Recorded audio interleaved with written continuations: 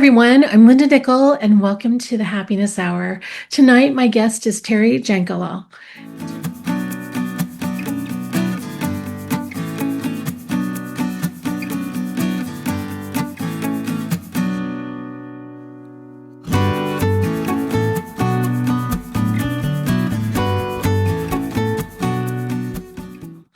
Terri is a Toronto-based pet photographer who brings both heart and experience to the work she creates. With more than a decade behind the camera, Terri has developed a timeless, classic style rooted not just in artistry, but in a deep understanding of animal behavior, especially dogs, allowing her to work with a calm, intuitive approach. She also photographs cats with a gentle respect for their independent nature, creating space for their personalities to emerge naturally. Terri creates images that preserve meaningful memories of our furry companions. You can find her on Instagram at photos.by.terri. That's Photos by Terri. And you can connect with her through her website at terrijphotography.com. And I'll link both of those in the show notes so that you can just hit that link to get to her. In tonight's presentation, The Art of Dog Photography, Terri will share what makes canine photography such a unique and rewarding specialty. She'll discuss the important elements that go into capturing great dog portraits, including lighting, timing, personality, and working with animals that rarely sit still for long. Terri, I want to welcome you to the Happiness Hour. Thank you. Thank you. Did I share my screen now? Well, hang on one second, just one little second. I kind of pulled together a little intro for you, but if there's something I've skipped that you want to, just take a few minutes and introduce yourself. And fill in the gaps of anything that I might have missed. But I want to thank you for accepting my invitation to come speak to the group.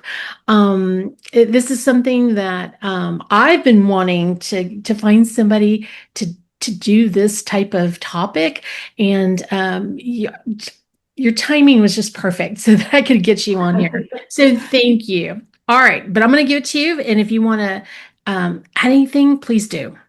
Well, firstly, thank you for inviting me. As I mentioned to you before, I'm not much of a public speaker, but I'm going to do my best. Yep, that's all we can. But I really appreciate you inviting me, and I hope that everybody enjoys the presentation and picks up a tip or two, especially if you have your own pets. While I do cats as well, 80% of my work is with dogs. So given the time constraints, I'm just going to focus on dog photography tonight. Sure. So a little bit of a background. I'm not sure who was here, maybe when Linda and I were chatting, but I used to do safaris, put together safaris in Africa for people. And then I worked at this place for 28 years. And when I retired, I was looking for something to do, and I decided to take my love of dogs. I've been surrounded by dogs my whole life. They've been a huge part of my life. I spent many years training them for obedience competitions and agility competitions. I did a course in pet dog training. So I decided to combine photography and my love of dogs, and so began my journey into dog photography. So that's it. So that's a lot, but that's a lot.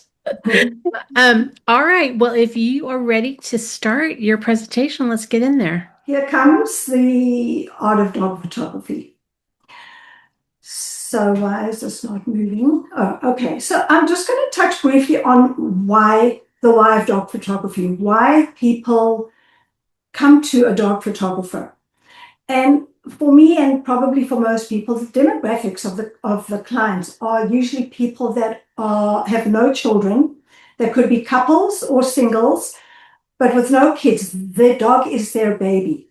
So this is no different than people going to a portrait photographer for portraits or to a baby photographer. That is one of the main reasons why they search out a dog photographer. Another reason is it takes a lot of skill to get a decent portrait. So while their cell phones may be full of cute little dog photos, To get a really good photo, it does take some skill and knowledge. So they come to a dog photographer. It's the only way that they themselves can be in a frame with their dog, unless they get friends and family to photograph them. But again, the photos are not the same as the professional photos. So dog photography has grown exponentially in the past 10, 12 years. It's become a really popular niche photography. So I regard dog photography as a specialty. I know there's a lot of photographers. Yeah, I'm a wedding photographer, but I can also shoot dogs, or I do landscape, but I know how to shoot dogs, or particularly I do wildlife, but I can shoot dogs. It's no different, right? But it is different. It's very different from being a professional dog photographer, somebody who specializes in dogs. And I'm going to run through these reasons briefly. Number one, you need an understanding of dog behavior. If you cannot read a dog and read the stress signals and understand what's going on in the dog's mind, you cannot call yourself a specialist. So if you have a look at these three pictures here, the first dog, the dog on the left, you'll see the body is hunched, the ears are pulled back, the mouth is tight. That dog is clearly unhappy in that position. And as a professional dog photographer, you have to understand that and adjust your session accordingly. The dog in the middle I'm going to come back to later, but I wanted to point out how her ears are back and the tail is up. Now, a tail that's standing up straight is not always a sign of stress, but if you know the dog well enough, you would understand that in this particular situation was a sign of stress. And when we realized that, again, we had to modify the session. But I'm going to come back to her later. And just another quick picture. This dog on the right was taken at the animal shelter where I volunteer. You can see the whites of the eyes. You can see that tense mouth. You can see the ears back and flattened. So all of these are signs of stress. And if you come across any of these, you have to know how to modify your session. So that's number one. Number two, you have to be able to adapt to each dog's personality and temperament. So people come to a professional dog photographer because they may have a reactive dog. Does a regular landscape wildlife photographer know how to deal with a dog that's reactive to other people, to other dogs, to things that move, bicycles or skateboards or whatever? You may get dogs that are anxious, and you often find this in dogs that have been rescued from bad situations. Seniors are dealt with differently, and puppies that certainly cannot sit still and hard to get to focus, that's a different session altogether. So as a dog photographer, you need to be able to adapt each session to accommodate the type of dog that is brought to you. You need to recognize that some dogs are what I call the doers. They're the ones like the dog in the big picture on the left who want to run and play and have fun. You get some dogs that I call the watchers. They just want to sit at whatever the location is and see what's going on, might amble around a little, but they're not into very much action and fun. You actually have to really work at that. And then there are those that just want to hang out with their humans. And often you find that with the seniors or with dogs that are not well.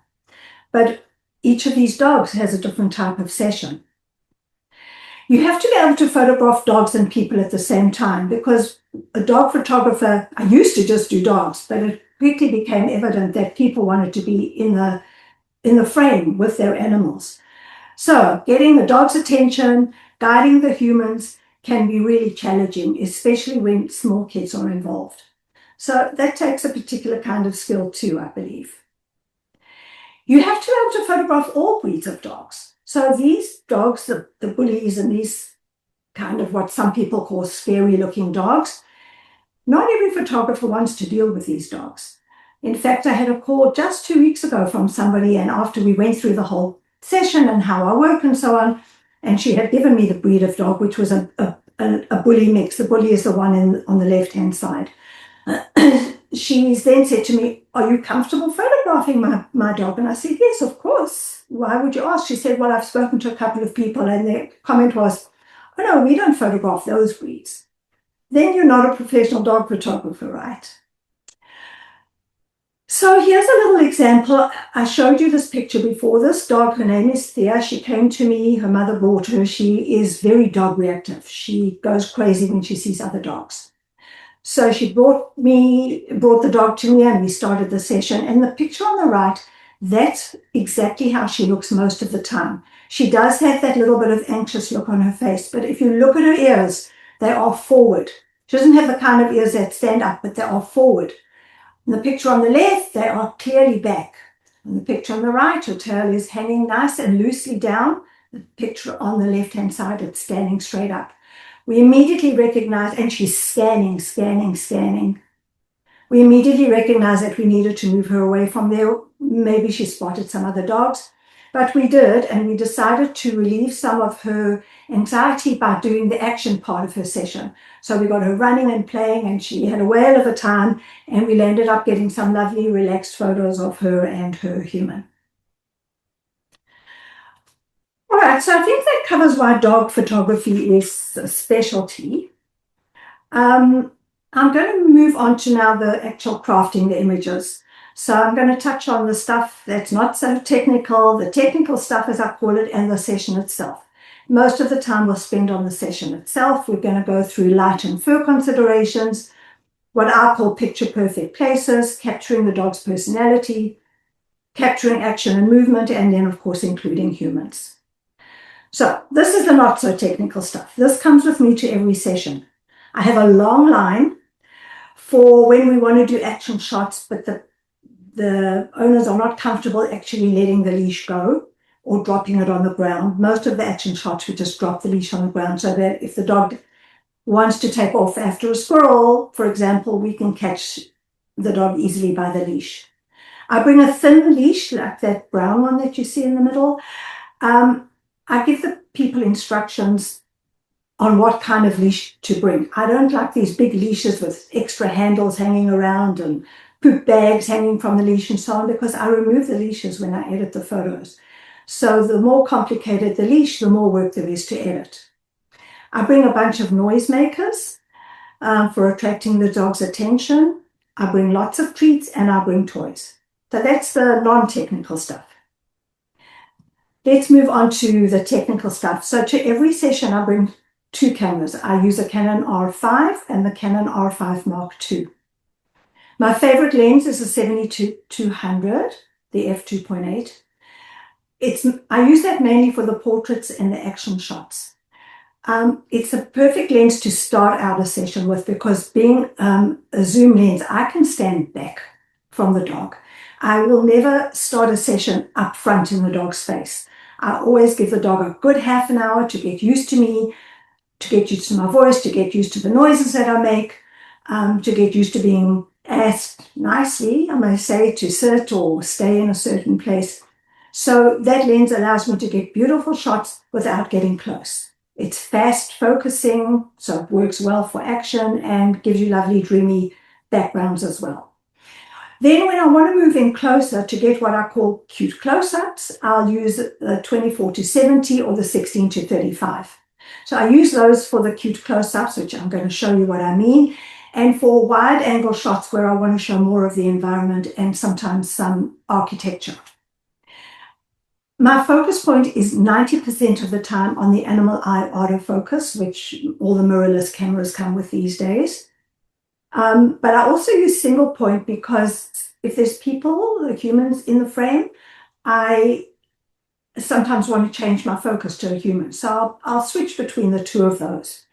And back button focus for me is indispensable. If anybody's not sure what that is, feel free to ask and I'll go into it later.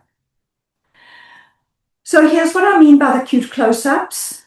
So I get in really close to the dog and we just get these lovely big heads, and I find they really show the dog's personality. And here's what I mean by the getting more of the environment in. So whether it's I want to get a lot of sky, or the picture on the right-hand side, we were at a place where there was this graffiti on the wall and the people wanted to incorporate that as well. So I used my wide-angle lens. Okay, so I'm going to cover now the light direction. So My favorite kind of, firstly, I always shoot at golden hour, which means 2 hours before sunset or starting even before the sun rises. The early morning shoots are less frequent because nobody likes to get up too early. So mostly it's 2 hours before sunset. So the light is always lovely and soft. I never shoot in harsh light. My favorite kind of light is backlight. I find that it gives these lovely, I love the glowing edges it gives. Dogs that have got long hair or feathery tails or wispy ears, it highlights those bits of fur, which gives a lot of atmosphere to the dog. The whole atmosphere of a backlit shot is really just soft and dreamy. So it's my favorite kind of light. And here's just another example where there's a human involved as well. And you can see that beautiful golden glow around the dog and also on the lady's hair. Then front light, I use that a lot too. With front light, everything is evenly lit.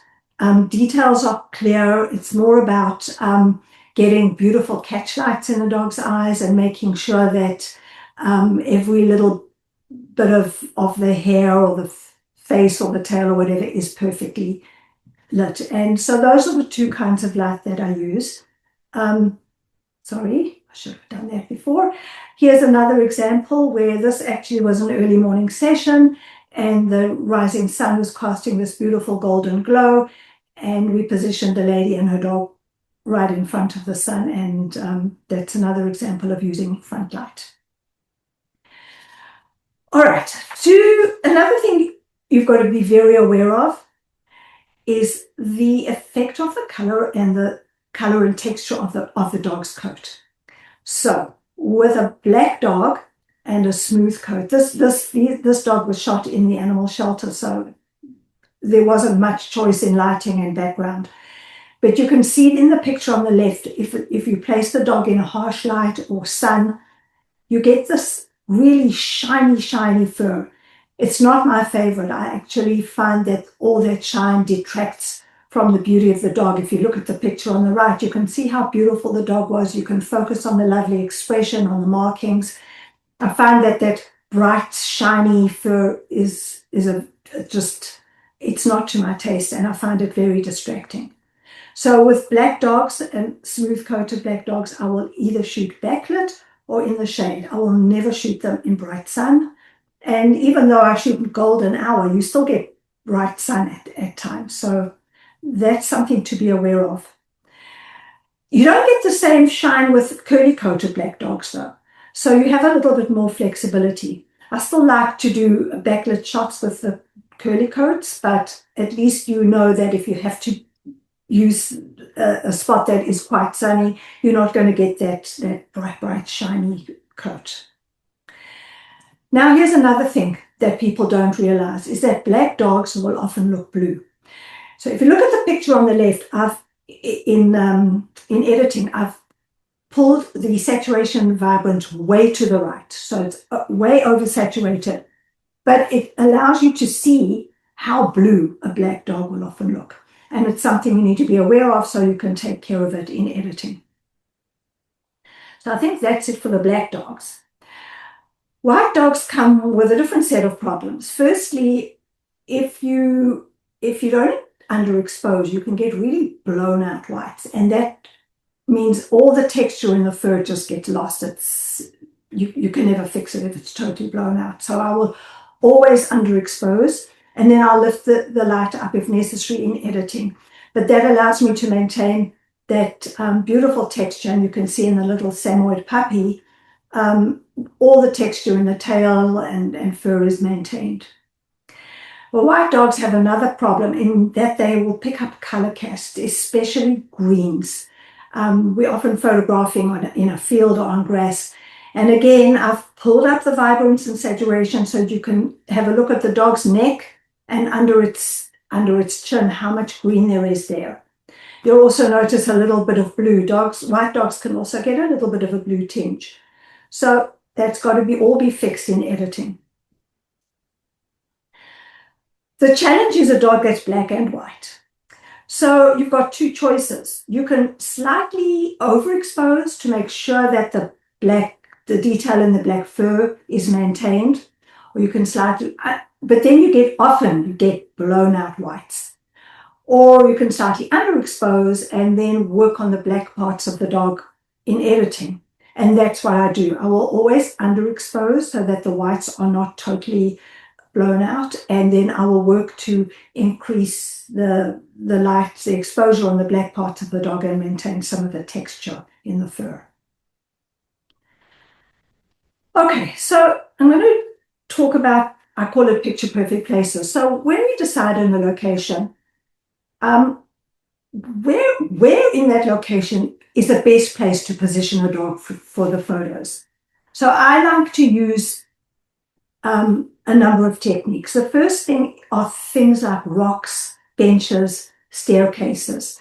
I find that these kinds of elements provide a sense of place and a grounding to the image. It's not just a dog lying on a patch of grass. It's perfect for little dogs to elevate them. Otherwise, a little dog can really get lost in its surroundings. But if you elevate them, it gives them a greater sense of being, and it makes them look a little bit more bigger, so to speak, in their environment. So rocks, places to, and it's also great for puppies. If they're elevated on something, they're less likely to go running off or go sniffing around. So places to elevate the dog are always what I look for. I like to use pathways. I usually find pathways somewhere. I find that they frame the dog, the leading lines, so to speak, point towards the dog. And I like to use pathways for action shots because it tends to keep the dog running in a straight line rather than veering off to the side. So pathways are important. I like uncluttered backgrounds. I always look for a place where the backgrounds are uncluttered. So the lady on the left, I positioned her there because she was standing on a bridge.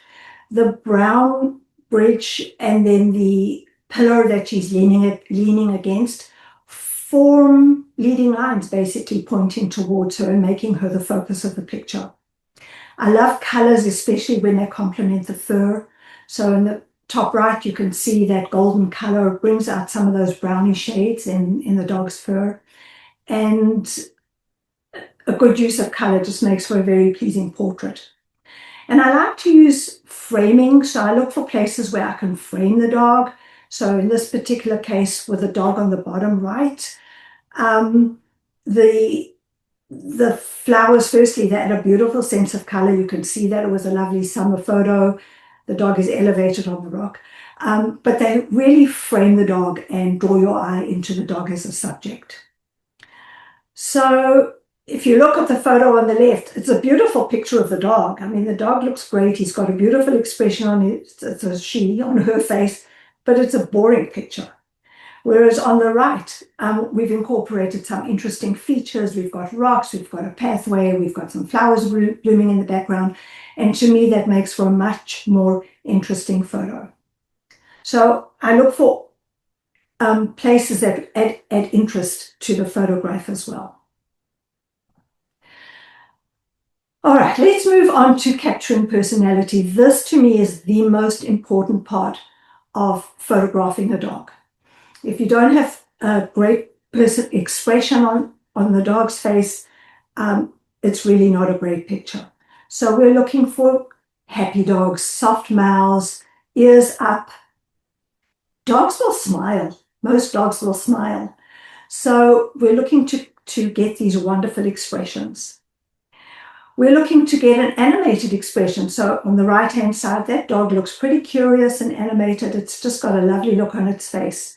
And on the left, he was a huge, big Akita, but that lovely, soft, soulful expression is what really drew me in. And I'm going to talk more about that picture later. We're looking for attitude. So this little dog on the left is Marlowe. Tiny little dog, but just look at that attitude, that face, as if to say, are you taking pictures of me? I'm not sure what he was thinking, but I love the attitude on that face. And on the right, we have the sweetest, most soulful little dog. You just want to give him a hug. All of these expressions make for a beautiful, pleasing portrait. And then, of course, if you can get a head tilt, well, those are worth their weight in gold. Not all dogs will do it, but many will. This is what I call the look back. So I'll often get the people, the owner or the handler of the dog, to walk away, and then we make a sound or do something else to attract the dog, and they turn around and look with this most curious, surprised expression on their face. And I love to do that in my sessions. And the people love these pictures too. They're just very cute. So how do you get all these expressions? So I make sounds with my voice. When people hear me walking by, they look as if I'm crazy, but I can make all kinds of strange sounds. But the dogs tire of those sounds quickly, like one or two, and they're done. They're not interested anymore. That's when I bring out my noisemakers. But not every dog will react to sounds. So we use movement. So I will get the owner of the dog standing behind me and clapping their hands or jumping around. Movement always will attract a dog's attention. If there's only one person with the dog and they're standing beside the dog, holding the dog on the leash, I'll tell them to pick up something, whether it's a leaf or a rock or the dog's treat even, and throw it in my direction. And again, that movement will capture the dog's attention. So sounds, movement, words like, hey, do you want a treat? Where's your treat? Or if it's a toy-loving dog, did you see your ball? Where's your ball? And that will get the dog to prick up their ears. But you can also overwork a moment, and that's what you can see in this picture here. We were with this dog. He was looking, his name is Mika. He was looking and he was doing a great job, but within seconds he had had enough. So you've got to watch for these energy shifts and know when to leave a spot, give the dog a break, have a little play session, a drink of water, a little walk around before you continue. Remember, don't overwork a moment, because there's nothing worse than a bored dog. Now, not every photo has to have the dog looking at the camera. There's something about the pictures where the dog is looking off to the side that are curious. It's almost like you're looking into the dog's own little world and wondering from his or her point of view what they're looking at. Some of the nicest pictures are of dogs looking off to the side. And I don't have an example here, but sometimes when the dog is very small and you're capturing the dog in a beautiful landscape, the dog is actually better taken looking out over the landscape or into the park or over the lake or whatever the case may be. So not every photo has to have the dog engaging with the camera in order to be a good photo. And then we have the photos where the dog's eyes are closed, and these are really special. They're like taking the focus away from the engagement with the camera, and it allows you to almost enter into a little moment of peace or a little private moment with the dog. And it allows you to sometimes focus on their hair or the shape of their body. So you can't ever plan for these pictures, but if you can get them, the clients love them, and I think they're beautiful and unique. So all of these pictures are about capturing a dog's personality and expression, and that's all like really, really important. All right, so in every session, unless it's a senior or a very ill dog, we do action shots. I love them, the clients love them. So in this particular picture, the dog appears to be flying through the air, and they make for some of the nicest shots. So how do you do that to get a great shot? Number one, you get really low, like lower than the dog. I can see I wrote two thens, but never mind. In fact, in all of dog photography, the trick is to get low. You always want to be low on the dog's level. But particularly in a picture like this, the lower you are, the more it looks like the dog is flying. The shutter is at least 1/2000, if not more, depending on the dog. Some dogs are faster than others. So adapt the aperture and the ISO, whatever you need to do to be able to use a really fast shutter. I will use burst mode, like as many frames per second as my camera can do, because as the dog comes running, some of those pictures are not really nice. The hind legs are up and the head is down. But if you use burst mode and you get lots of frames, you're bound to get a beautiful shot. I always use continuous focus. Canon calls it servo. So once I have grabbed my focus on the dog, I will hold that focus. This is where that back button comes into play. I hold my thumb on the focus point, and the focus maintains the whole time that the dog is running towards me. So I have a lot of people who ask a question, how do you get the dog in focus? Because when I'm doing action shots, the dog is always blurred.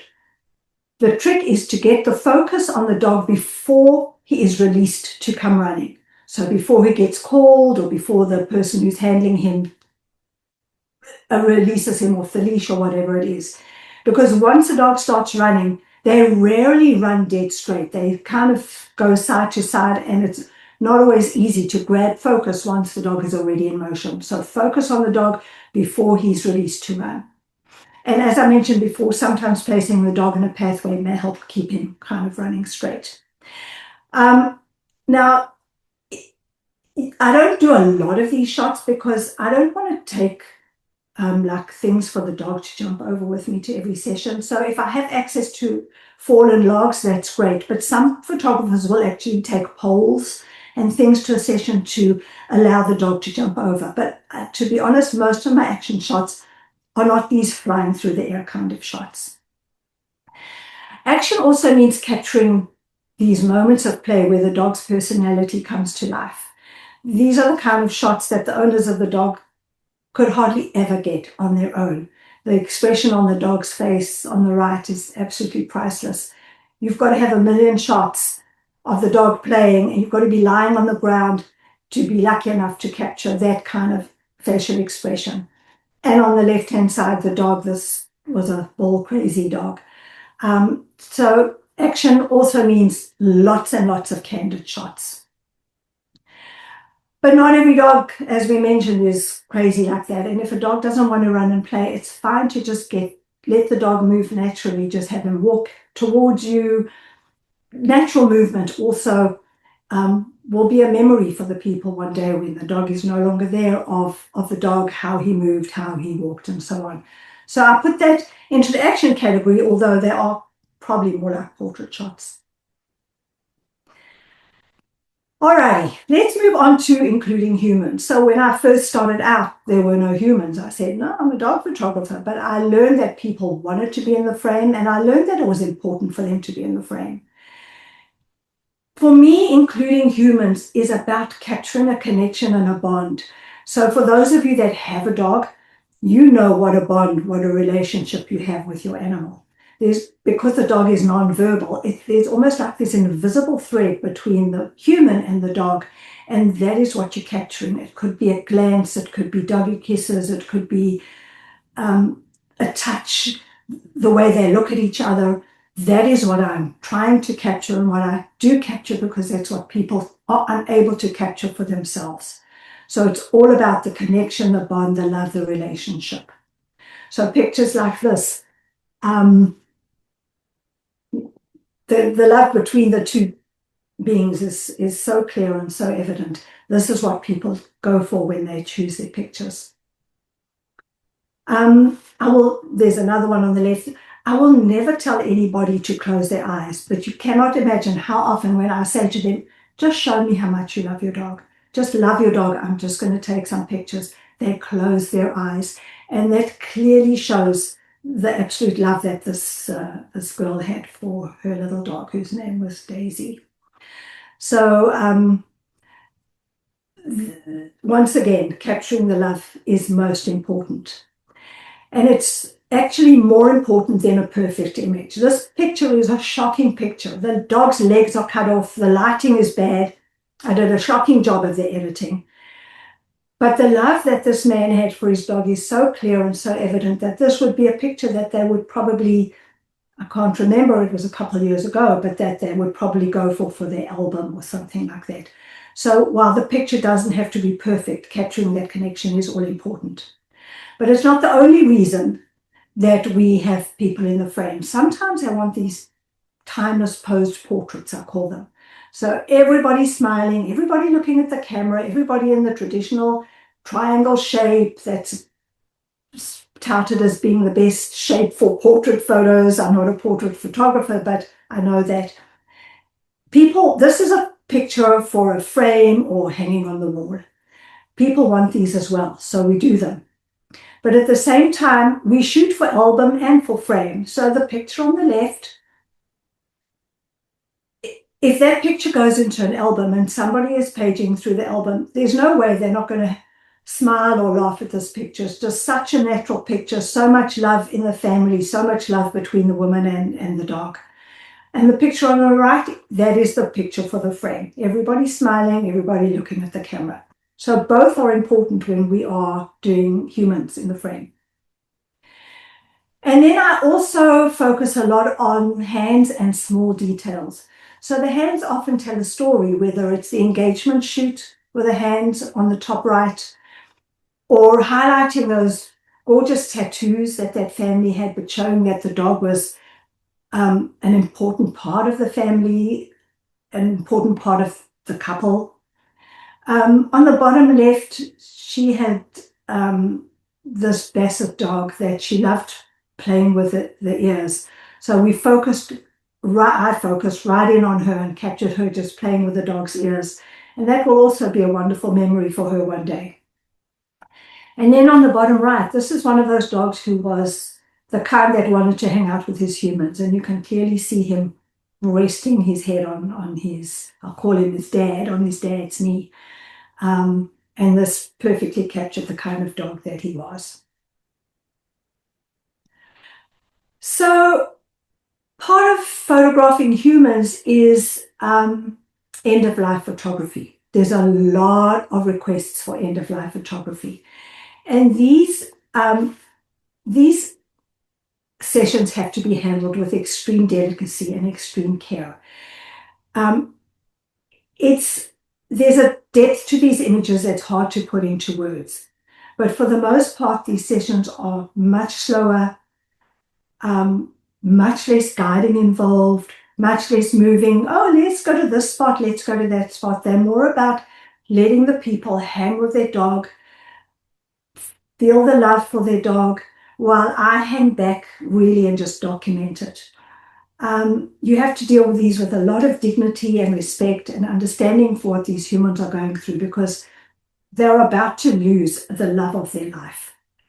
So they're a special kind of session, and I will always make myself available for these kinds of sessions. I find it hard not to get emotional when I do them. I try, for the people's sake, not to put my feelings onto them, but they really can be emotional sessions, but they are not always like that.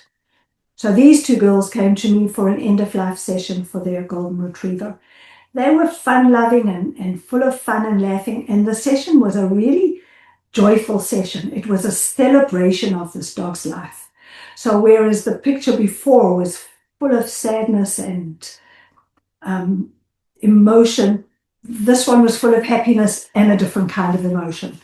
So these end-of-life sessions have to be adapted to the kind of people they are and the kind of things they tell you about the dog and the kind of message they give you. So, yeah, so that's end-of-life photography. Just handle them with great delicacy and with great care. So here's an example of an end-of-life session. This is Leroy. He had developed a huge big tumor on his hind leg and he could barely walk.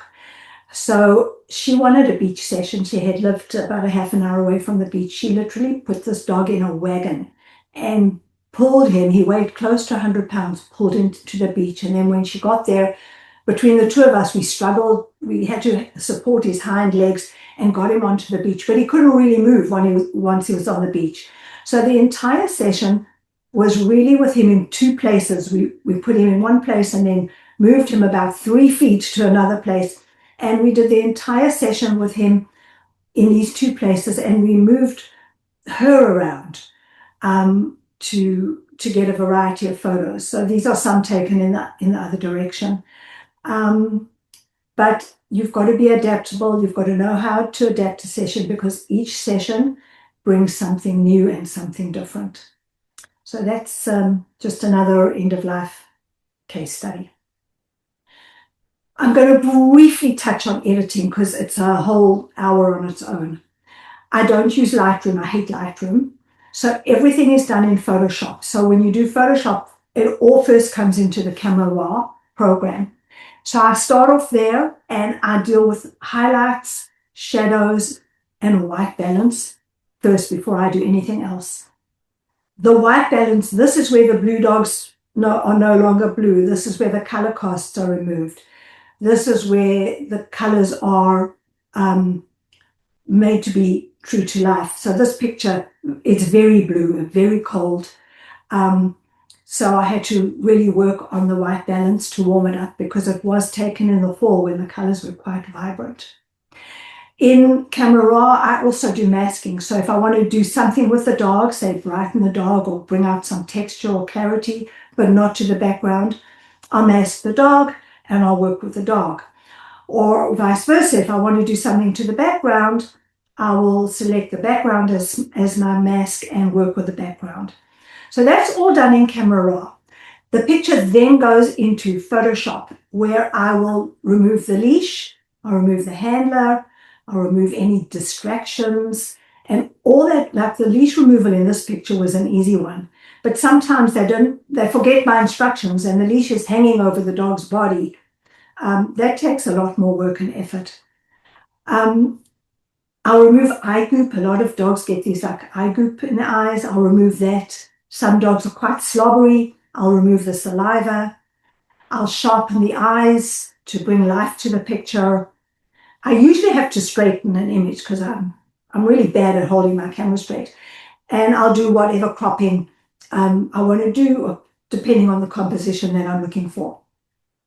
But I try and create a timeless look. I don't use fads or filters or matte finishes and so on, because these images are going to be there with the people long after the dog is gone, because unfortunately they are not with us for all that long. So I want to create a really timeless look. So this was the before and this was the after. I could have taken that pole away, but I don't know. Sometimes when I'm in this particular spot, sometimes I do and sometimes I don't. But anyway, it gives you an idea of the before and after. So now you saw this picture on the right earlier. This took a lot more work. I love the expression on his face, and I wanted to enter this into a competition. In a competition, you're not allowed to use generative fill, which now I do sometimes use. If it was just for my clients, I would have created the wall. I would have tried anyway to see what the generative fill in Photoshop would have given me, but I wasn't allowed. So I took the picture on the bottom and I composited the wall onto the picture of the top. Of course, because I'm always crooked, it had to be straightened. I had to remove the handler from both pictures. I had to remove the leash, which is dragging partially over the dog's body. And then, of course, the white balance and dealing with the highlights and so on. So this took a lot more work. So sometimes editing can be quite time consuming. But I enjoy doing it and I like the results usually at the end. So there you have it. Being part of being a dog photographer is the client experience. From the minute they inquire with you until you give them their pictures at the end, you need to be set expectations so they know exactly what to expect. You need to reassure them. They come to you with thoughts like, oh my goodness, I can't take my dog off leash. You have to tell them they don't have to. What if my dog doesn't behave? What if my dog doesn't look at the camera? What should I be wearing? How should I be posing? You need to reassure them and create a very calm, almost a luxury experience for them, because it's the experience that matters to them when they think back on their session as much as the final images. So there's a lot of time spent on dealing with the humans of the dogs that I photograph. And I'll finish with one of my favorite sayings, which is they are only with us for a chapter, but our photographs help shape how that chapter is remembered. There you There go. you go. Okay. Perfect. Yay. Okay. For a woman that says, I'm really not I don't think I'm a good public speaker. Oh my goodness. You were wonderful. Okay. I hope that I mean, there's so much you can say, but I hope that I passed on some information and some You tips. did to me. My bestie in there says you can you can practice on Riley dog. And I said, you know what, I might be willing to try. Um uh I'm still like got a little goosebump about Leroy. I know. Yeah, what a beautiful session that you gave Yeah. his Yeah. his owner. Um and the little fluffy dogs. I know Elaine's in here, the little Australian Shepherd. So cute. Y'all, I'm not a dog person at all, but every once in a while, it's hard to pass up when they're so cute. Um, Yeah. Terry, thank you so much for doing this. There's a note in here from Kathy that says, you took me from laughter to tears, and there was just a genuine.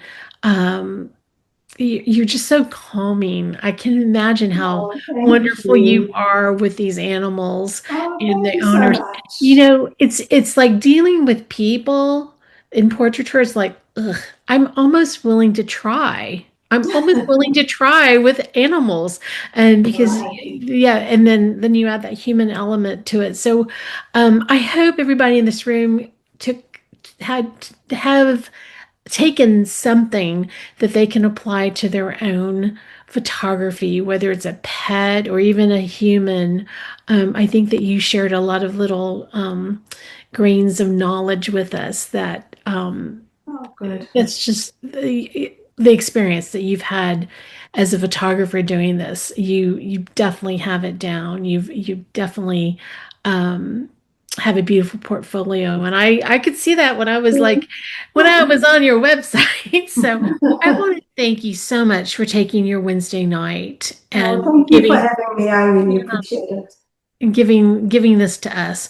So with that, let me close out your session. Yeah. So Terry, thanks again. All right, next week, Steve Ham will be here to share his presentation, Secrets to Stronger Landscapes.